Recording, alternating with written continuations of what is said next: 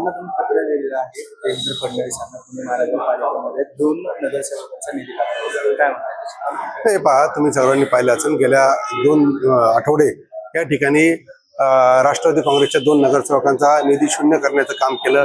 त्याचा खुलासा म्हणून त्यांनी केलं की अमोलजी बालवडकर यांच्याकडनं वारंवार या ठिकाणी आपल्या कोथरूड मतदारसंघाचे आमदार व मंत्री चंद्रकांत दादा यांच्यावरती त्याच्याकडे टीका केली जाते आणि सुहास टिंगरे यांचा फक्त अनुमोदक म्हणून त्यांनी सही केली, त्याच्यामुळे निधी शून्य करण्यात आला।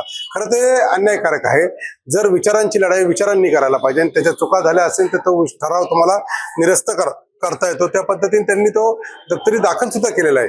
त्यामुळं आज त्यांनी एवढं सगळं झाल्यानंतर राज्याच्या उपमुख्यमंत्री सुनेत्राबाई यांना पत्र लिहून त्या घटनेची आणि वारंवार आमच्याकडनं काही त्यांच्यावर अन्याय केला अशा पद्धतीचं पत्र त्यांनी लिहिलं, परंतु वास्तविक तसं नाही।